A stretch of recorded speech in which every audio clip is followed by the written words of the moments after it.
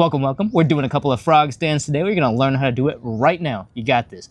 We're gonna cover some basic form, and then we're gonna do a couple of quick tips to make sure that you're staying stable, you're not wiggling, you're not shaking, you're not falling backwards. Let's get started. The frog stand is almost all technique and balance, almost no strength. I'm gonna show you how to build up to it in stages. Let's go. The first thing I want you to do is do this without weight. So sit on your butt and open up your legs so that your knees are pointing out a little bit. Cool? From here, I want you to stick your elbows into the soft part of your leg just underneath your knee, like so. Take your hands, point your fingers, your index finger straight up, flare out your fingers, and this is our starting position. From here, we're gonna rotate our bodies forward 90 degrees and we'll be in the frog stand. So now we're ready to try this motion with some body weight, all right? I want you to deep squat, hang out like this, flare your knees out to either side. We're gonna stick the elbow just below the knee into some of the fleshy, squishy part of your legs. And once you've done that, I want you to point your fingers up, open up your palms, lean forward, all right? From here, keep on leaning, lean until 1 foot is off the ground, lean until 2 feet are off the ground, and you are here. This is the frog stand. If you're feeling a little bit scared, if you're feeling a little bit apprehensive about leaning forward, you can feel free to put a pillow down on the ground so that when you lean forward, if your head does end up in the ground, it's gonna be cushioned with a little bit of a pillow. Now let's look at a couple of quick tips to help you with your form. Number one is tension.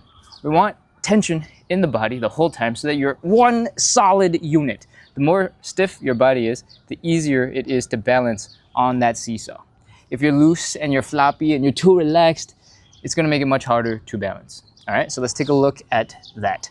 We're gonna stick the elbows in the knees, and if you keep everything tight, keep your core tight, keep your back tight, keep your shoulders tight, even point your toes, pull the tension in, you'll be able to stay nice and straight. If you start relaxing, if you start flopping, if you start losing tension, you'll start flopping and falling back.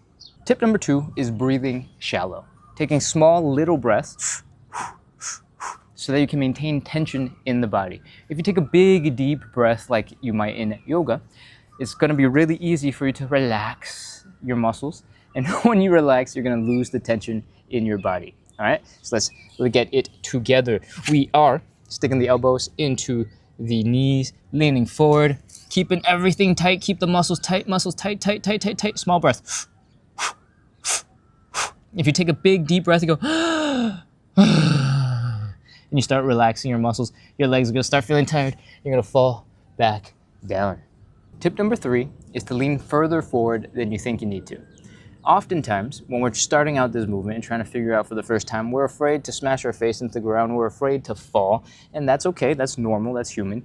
Grab a cushion, grab a pillow, something to protect your face if you feel like you need it, and keep on pushing forward. When you get into this position, you stick your elbows into that soft part of your knee. If you don't go far enough forward, your toes will not come off the ground.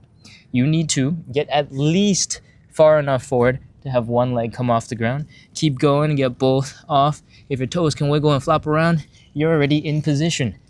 All right? So, lean forward. Lean much more forward than you think. If you're ready to have the cushion in front of you, then maybe even start by going way too far forward and then coming back until you figure out where your balancing point is. And that is how you're gonna get stronger and more confident in your frog pose. Tip number 4 is to work on your mobility. When we're doing the frog stand, a lot of it is actually setup. And when you're trying to get into this position, you're trying to point your fingers up, you're trying to get into a comfortable stretch, a lot of it is getting into this deep squat, right?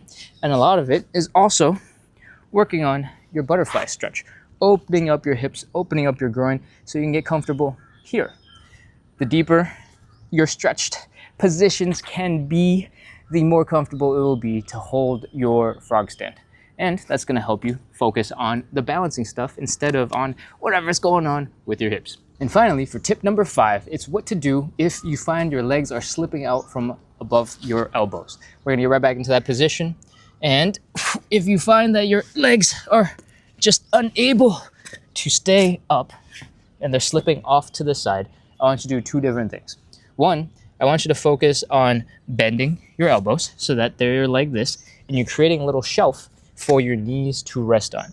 And then I want you to squish your knees in and pull this together so that you're holding a little bit more tension.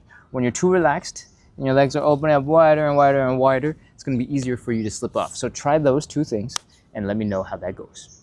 When you can hold the frog stand for like 10 seconds, you've built a great foundation for the crow pose, advanced crow pose, the tuck planche, and even full handstands. So don't sleep on this beginner move. It is absolutely incredible for building your hand balancing skills. If you've enjoyed this video, make sure to throw me a like and let me know in the comments what move I should focus on next. Make sure to subscribe for more fitness tutorials, quick workouts, home workouts, and I will see you in the next video.